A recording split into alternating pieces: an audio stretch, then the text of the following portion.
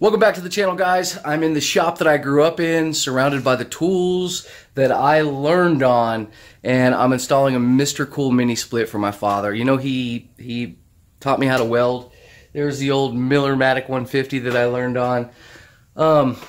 It's just really cool. It's really cool to be here, see some of the projects that I helped out with as a child, and now it's time for me to give back to my dad, so I'm throwing up a mini split system for him in here so that he can finally work going through retirement and have that nice air-conditioned space. You know, as you get older, things get a little tougher. Just happy I could help out and do my part. Speaking of projects, 1969 Triumph Bonneville 650. I'll show you a picture of that back in the day when I helped work on it, back when I was a young lady.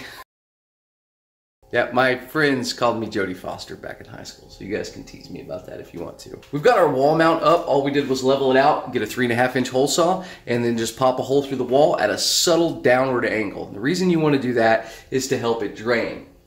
Now, I would love to show you the video footage of me installing that, but unfortunately, my laptop is dead, and all the video footage from that and my previous video that I had working on is gone.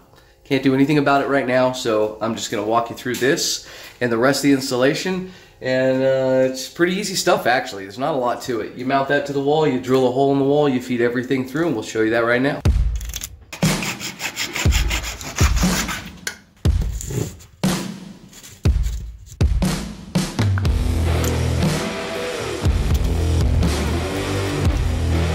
Easy as pie.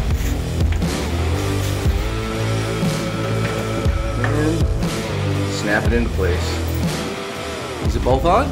Yep. Good job. We're on the brains of the unit, right? This is where all your wiring takes place, and this is the part that scares most people. They're afraid of the wiring. But as long as your unit's powered off, everything's safe. Even though we know we don't have power right now, we have a disconnect box up here, which allows us just to pull this out. You can see I've already got one of them hooked up, and you can see we go over to ground right here. And you would look at this and say, oh my God, where do these wires go? Well, it's pretty simple. We know that our next lines are going to come in and they're going to connect to B down here. So there's a big B embossed into the side right there. Big B. So we want to look for B over here. Well, there's B, B, and B. So we have 3 B's. This one's a C. We want B. So we're going to take this guy and look at it. And you can see right on there, that says number 2. That one says number 1. And that one says number 3. So we just connect them. Number 1 to number 1, number 2 to number 2, and number 3 to number 3. And then we just connect this one down here. It's that simple. So now we're putting the trim kit up, and it's going to trim it out real nice. You can see we've done it over here. And this is the trim kit. You can modify it a little bit. It's got elbows, it's got connections, and this is real simple. It comes in 2 pieces. This is the back, and then this is the front. So you just mount the back to the wall and you snap the front on. Super simple installation. Now, these lines are pre-vacuumed. They're ready to go. The system is pre-charged, so you don't have to pay $100 a pound to come out and have this thing charged. And that can be, I don't know, 8 to 10 pounds of Freon, $100 a pound. You're spending that much money just in Freon. Like, the price of this unit is what it would cost to fill your house with Freon. So you want to be real careful on these thinner lines. Make sure you're holding on to them, and you'll be fine.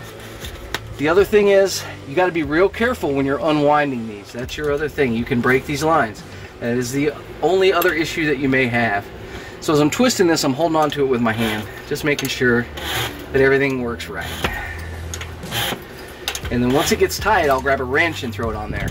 And just give it a good twist. She's locked in place. Now we're going to make sure we cover our lines back up. We'll throw some tape around that, and then we'll put the cover on, and we're done. We're ready to fire up the unit.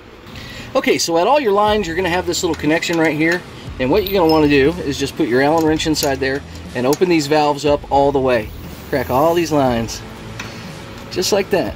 And then you got one more line here at the top, and you can see you just crank it open, and you'll hear this one start hissing through the lines and let you know that everything's coming out. And just tighten it up, like get it all the way out until it stops. And then move over to the small one that you've got the cap off of. And that's it. It's that simple. So your MRCOOL unit comes with a remote control, and that's cool and all, but sometimes you forget where you put your remote control. Ask me how I know. So now they have a little thermostat on the wall, thermostat on the wall that allows you to adjust all the parameters, cool, dry, the whole 9 yards, and you can check your temperature right here, 76, 40 degrees. We know that's the inside temperature. Also, if you connect this to your Wi-Fi, right, you connect this to your Wi-Fi, you can adjust all this parameters, set it up to work with all your smart home technology stuff. I don't usually do unboxings, but like unboxing on a 1969 Triumph Bonneville 650, that I could do an unboxing for that.